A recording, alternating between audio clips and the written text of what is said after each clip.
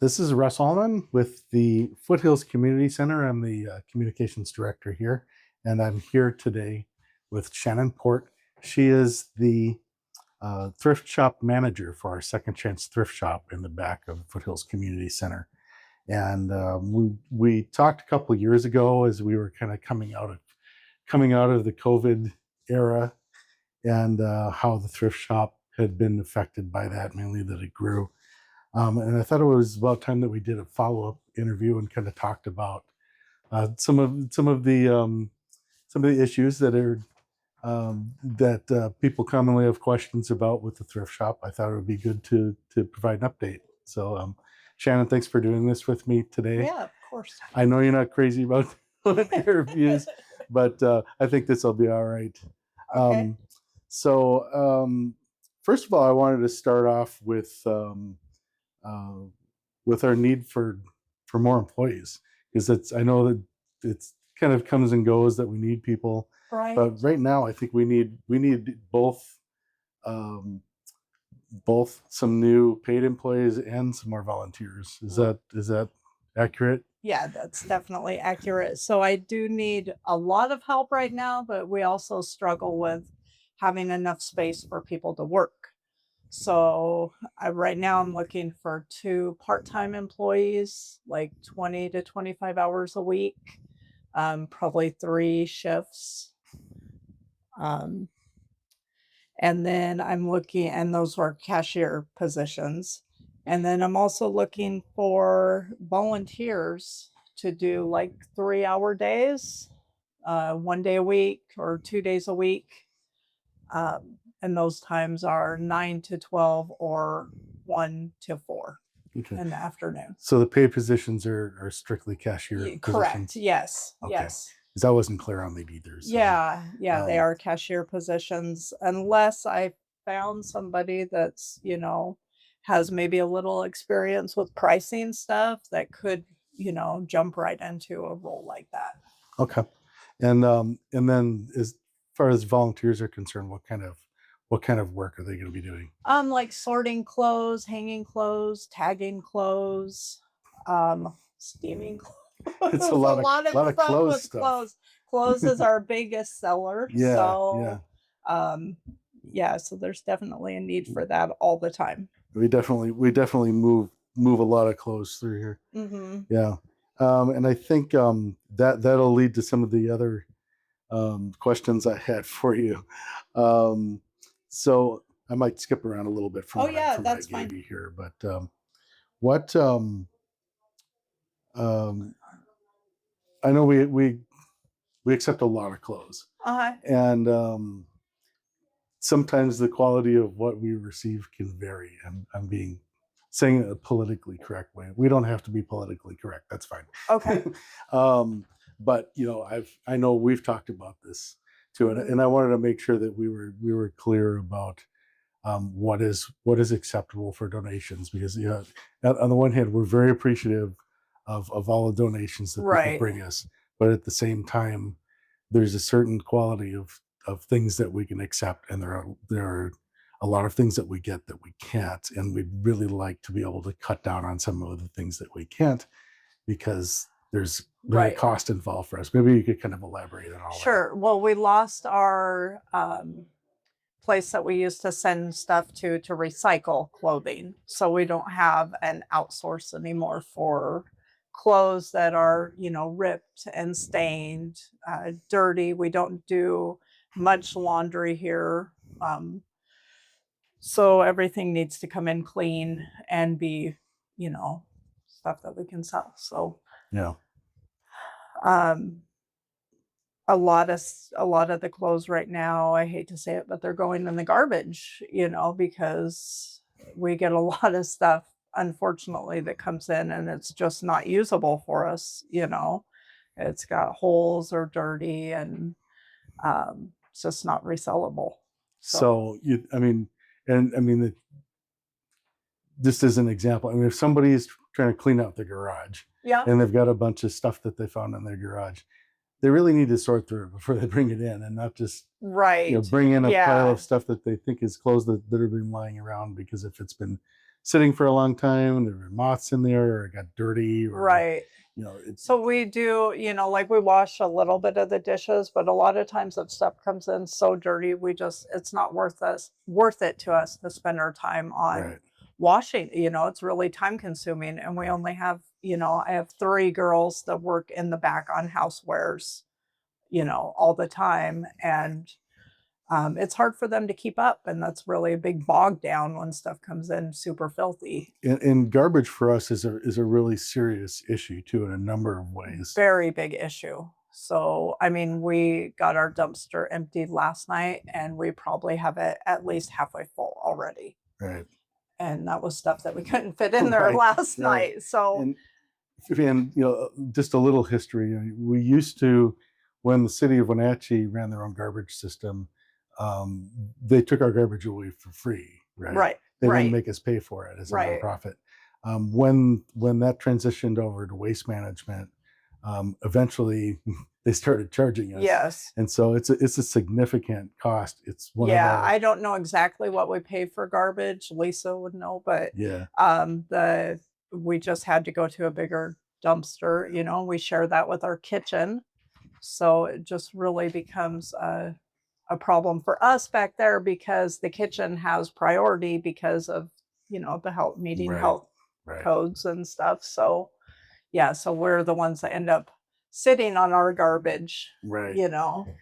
if it can't fit in there. And also it creates a security issue for us too, because when we have overflowing garbage out there, unfortunately there are people that roam neighborhoods looking for things, and they'll break into garbage. Yes, and they make a mess, if we leave our dumpster unlocked, they string it across our parking lot and we have to clean it up in the morning. Yeah. So yeah. And then you also worry about them jumping in our dumpster and getting hurt, or, Right. it's just Right. causes a lot of problems. So the short version is that we do really appreciate the donations that come in, but we just ask that they be things that are in saleable Yeah, condition. things that are clean. And then, like as far as dishes goes, we get a lot of chips, chipped glasses, and nobody wants to drink their wine with a big chip in it, Right. Right. So yeah. Okay. Let's see. So and then also, so our donation, when specifically are our donation times? Donation times are Monday through Friday, 9 to 3:45. Okay. So that gives us some, 15 minutes to clean up when we're done for the day. So Right. And donations are taken at Suite D, correct? correct. So that's along the side of the building. If you're coming into the Foothills Community Center parking lot and you go to the right, go around the right side of the building, Suite D is the one to the far back in the corner, before you turn around to the back of the building, which is where the thrift shop entrance is. Right. The it's very important that if you're going to donate, that you do it during donation time. We do normally put a Correct. sign out there asking people not to leave things, but unfortunately we do find bags out there over the weekend and things like that. Right. And it's really important that people don't do that. Right. Because again, it's a security issue. I mean, when there's things sitting outside. Right. One, a lot of times we don't even get it. People come along and take the donations or break the stuff that's out there and leave a mess. They go through it, and yeah, it's definitely a problem. And one other thing too is, depending on, because we do have a limited staff, and there are times when we just get over with it. Yeah, definitely. And so we try to let people know when they're when we have to limit certain types of donations, and I'm sure it can be frustrating to people that are bringing things in, Right. that they find out that we're not accepting clothes, Right. for example. That happened last month. Right we now try it's to- books. Is it books So right yeah, now? we're not taking books right now, and that's We're frustrating. going to update the website today. Okay. It probably will be a short, Yeah. it won't be long. And it's largely because we only have so much space and so many people Right. to sort things, and our book space when the Right. bookshelves are full. There's nowhere else to put Right. We have to them. sell them to make Right, more space. So right, it's, right. yeah. And because we're relying on donations, a lot of that can be unpredictable too. So sometimes we just don't know Yeah. until I like yesterday, we had a few truckloads and our donation room's pretty small. So it overwhelmed us real quick. right. And so we had to cut off Yeah, and usually we try to make it quick. We try to clean up really fast. I'll send extra people back there to help. So it was about maybe 2 hours that we couldn't take donations for at all, but we try to really limit that.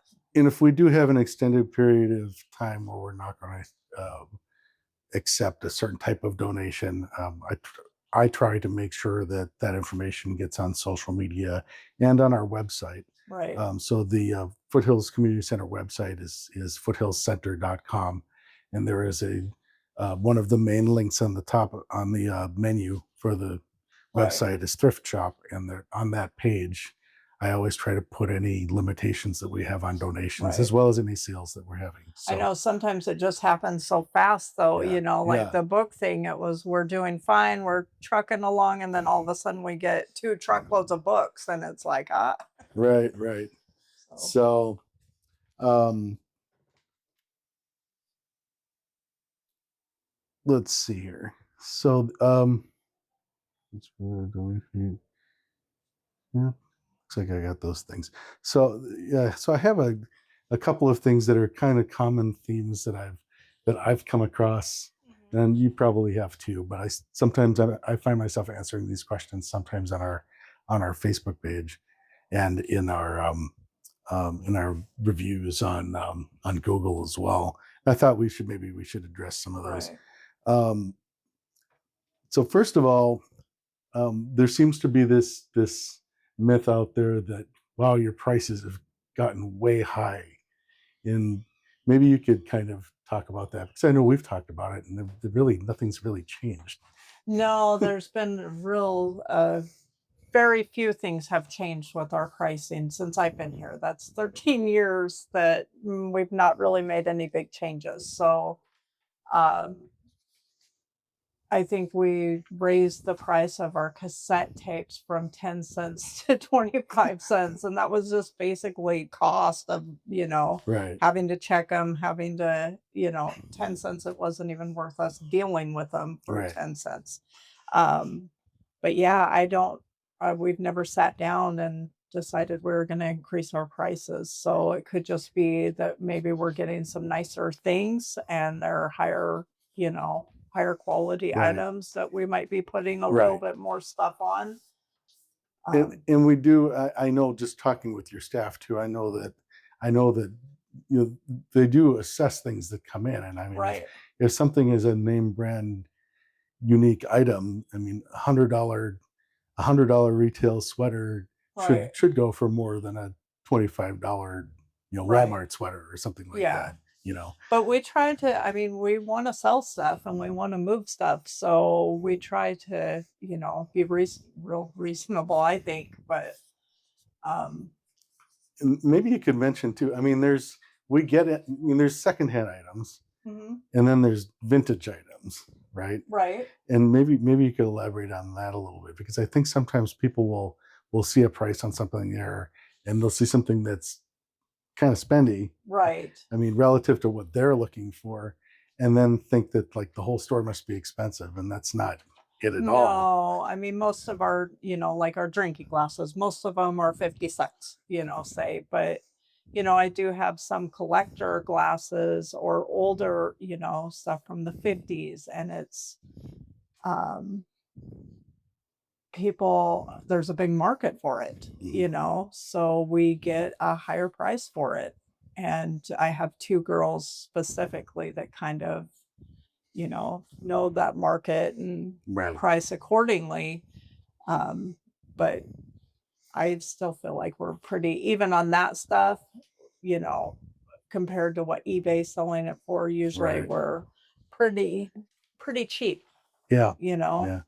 I mean, I I shop there probably more than I should too, and Right. I mean I know I've gotten some really good deals back there too. Right. I mean, uh, I know, I think like recently I got a pair of Rockport shoes for like, I say it was like $12 or something like that, and Right. they were new. I mean, Yeah. they weren't not even scuffed on the bottom.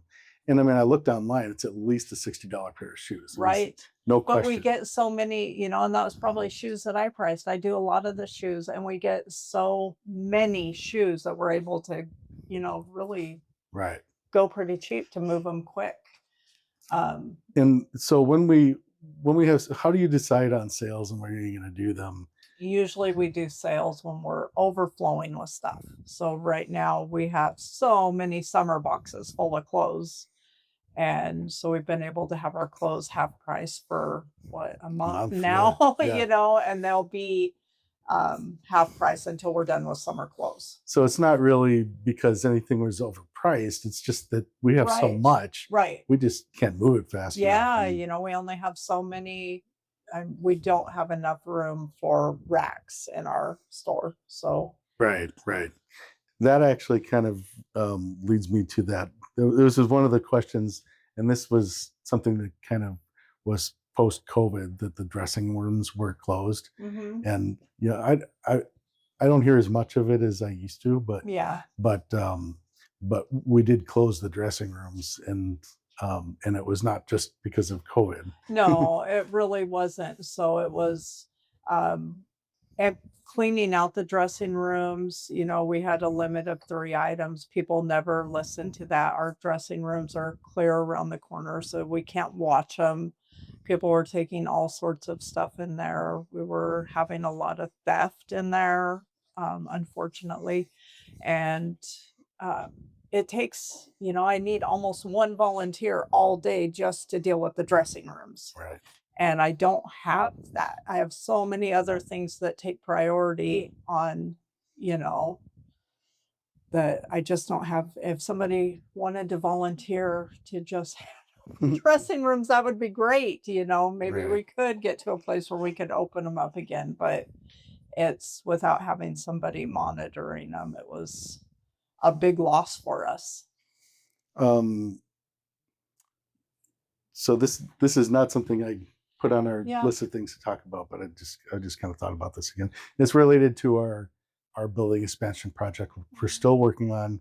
We're making progress. We're hoping next year is when we're going to get some significant grant money to really um, work on this project. Our goal is to create more activity space Mhm. in our community center, and as part of that, once we're able to expand, we'll be able to move the thrift shop out of our main building into a retail space.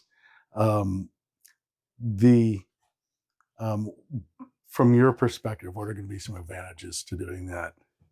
I think just having one open floor space for a sales floor would be great. Right now we have several little rooms. I mean, it works out fine for me. I didn't make a lot of friends after COVID, because I took over so many rooms. Um, the ping pong people didn't have a place to play ping pong anymore. The pool room, no more pool tables. So people weren't super happy. But our thrift shop makes a lot of money for Yep. this place, Yep. and each room that I have is, you know, Yeah. thousands of dollars a Yeah. month. It's generating, I mean, to put in perspective, our thrift shop generates about 2/3 of the operating revenue that we Right. use to run the community center. So it's, we can't make it smaller. Right. We can't afford to. And what we need is more space. Yeah. That's And I really, know it's for really for activities because Yeah. there isn't a lot of space. I have two of the suites now, Right. and that's, yeah. and historically what we did, sorry, historically what we did is was about 10 years ago now, we actually expanded the thrift shop, took out some walls in the back rooms to kind of open up the space so that there would be more continuous space for the thrift shop. Mhm. And once we're able to build an extension to this building, then we'll be able to go back and turn some of those rooms back into individual rooms Right. again. But because they were never really designed as retail space, Right. it presents a number of problems, one of which is security, Right. because it is really difficult to create a secure space when you have all sorts of nooks and crannies. Right. I know. We have people going out emergency exit doors Right. sometimes, we can't see who or what they took or if they even took anything. Sometimes people are just lost and go out the first door they see and setting up alarms or yeah, it causes a lot of problems. Yeah. And so, I think overall it's going to be a better environment for shopping and for staff, Mm, and safer and more secure once we're able right. to get those things finally done. So, Yeah. is there anything else that you wanted to mention that I didn't cover? These were kind of the issues that came to my mind that we hadn't talked about before. Um, yeah, I can't really think of anything. Okay. Yeah. Yeah, I think I like I said, I mean, I hear things both from people coming in Right. the building and out Right. in the community, The so I dressing thought I'd room address thing them. is it's a big issue. I know it makes a lot of people unhappy, and I know that you probably hear a lot about it on, since you're doing the social media stuff. Um, yeah, it's just so tight. People take 20 things in that dressing room, Yeah. and you walk by and you're like, and you got to basically reprocess the stuff. Yeah. And And I know, I mean, I know there have been instances where we would go in a dressing room and find somebody's old clothes in there right, that they came in, and the clothes right. that they that brought in there are gone. Right. I still find people doing that with shoes. That's one of the reasons we put one shoe, especially with the expensive ones Right. back. And Right. yeah. But when COVID happened, we went through and did some remodeling to our dressing rooms and stuff. And there was so many price tags shoved, like, behind the mirrors and up under I mean, it was sad how bad we were getting ripped Yeah. off, and we really didn't even realize we knew it was bad, we didn't realize how bad it was. Yeah. So, That, to me, it's kind of like it's hard to believe somebody would do that to a nonprofit, but there you yeah, it go. happens every day, it is sad. Yeah. Well, thank you for doing this with me, and I think it's great for us to do an update to kind of Yeah, give definitely. people a status on things that are going on in the thrift shop, because it is such an important part of our community Mhm. center, and appreciate all the work that you do to keep that place running. Yeah, And thanks. I know it wasn't why you No. came here to begin with, No, I but it started turned out in into the a full-time kitchen, job. yep. So, yeah, thanks again for doing this. I appreciate it. Okay, thanks, Russ. Okay.